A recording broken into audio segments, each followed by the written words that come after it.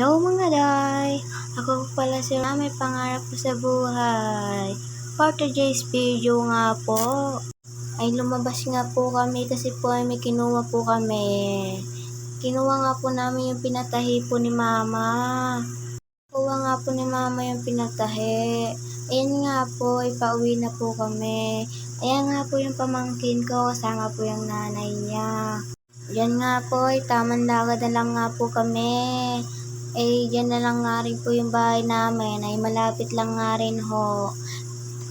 Para may mali nga po sa camera ko, ay palikot-likot nga ho. Diyan nga po sa time niya, nandyan na po kami sa bahay. Ayan nga po, papakita ko po. Ayan nga po yung bahay namin, ay malapit lang nga rin po sa binilan po namin. Diyan nga po ay humingi pa nga po yung pamangkin ko ng price. Siyempre po ay mabait po ako, ay binigyan ko na lang nga rin po. Yan nga po sa time yan ay lalabas po kami. Kasi nga po ay bibili po ng Coke. Saka nga daw po magulo na yung ate ko. Bumili nga po kami ng pagkain kasi nga po ay walang panulak. And dito nga po, yung pamangkin ko nga po ay nilalak po yung pinto. Diyan nga po, nag-aaral po siya. Aaral po siya mag-lock para pagka tulog daw po ako ay makalabas din daw po siya. Yung po expect na magagawa rin po ng pamangkin ko na mag-lock ay wala nga rin po nagtuturo sa kanya. Kita nyo, siya dyan. Dito lang nga po kami sa terrace ay tatambay. Tambay lang nga po kami sa terrace pagka kahapon na po. Kasi po ay maganda po dyan. Diyan nga po sa time niya, pumasok po ako sa loob ng bahay kasi nga po ay magsasaing. Pinagsasaing nga po ako ng ate ko ay baka nga daw kumawala ng kuryente. Dito nga po sa amin ay nawalan po ng kuryente. Kahapon po kasi ay nawalan po ng kuryente. Kaya po ay diyan po ay nagsasaing po ako kasi po baka po mawala ng kuryente. Balik na nga tayo sa kwento. Ito nga po, dyan nga po, tinatanggal ko nga po yung kanin. Tanggal ko nga po yung kanin dyan. I-forward na nga po natin ay para mabilis. Kasi nga po, baka po mainit po kayo.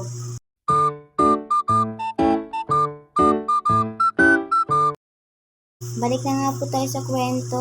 Dyan nga po ay magtatanggal na nga rin po tayo ng bigas. Kung nakikita po ninyo ay nakasako po yung bigas namin. Kasi po ay tamad po maglagay yung ibang tao rito.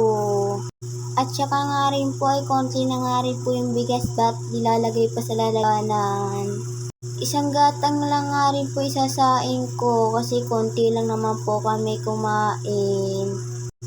Yan nga po ay nilagay ko na nga rin po sa rice cooker. Tara, saing tayo. Sana nga po ay panoorin nga po ninyo yung video ko. Kasi po ay bago lang nga rin po ako. Sana nga po may sumuport sa akin. Walang kahalong kagaguhan ho to. Di naman po ako kagaya ng iba may kahalong kagaguhan. Diyan nga po ay mag-uunab na nga po tayo ng bigas. Diyan nga po ay init na nga rin po ako. Nga po hindi maiinitan na naka-t-shirt pa yung babae. At sa nga rin po ay nasa kusina rin po ako. Init nga po talaga kasi mainit nga ni po panahon. Hindi, lang. Diyan nga po ay po-forward na po natin para mabilis na nga rin po tayo.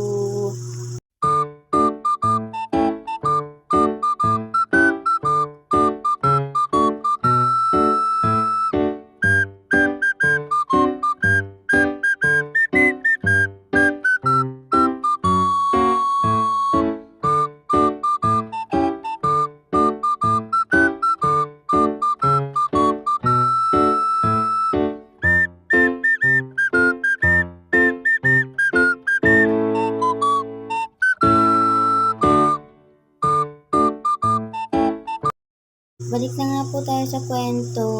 Sinalang ko na nga rin po yun yung kanin. Po, sa panahon yung lalabas na po ako, nabutan ko nga po yung ate ko na kumakain po dyan. Siyempre naman po ako ay tumambay lang nga rin po dyan. Ay sige lang sayaw.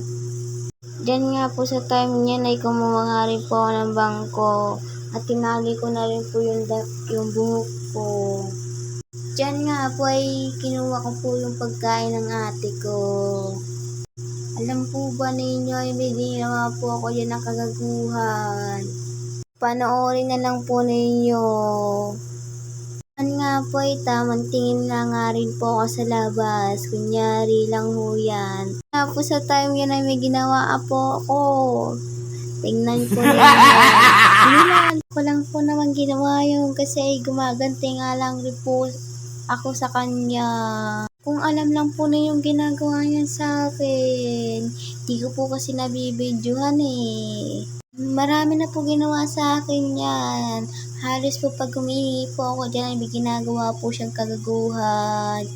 Balik na nga po tayo. Sinecheck ko nga po dyan kung may ginawa po siya.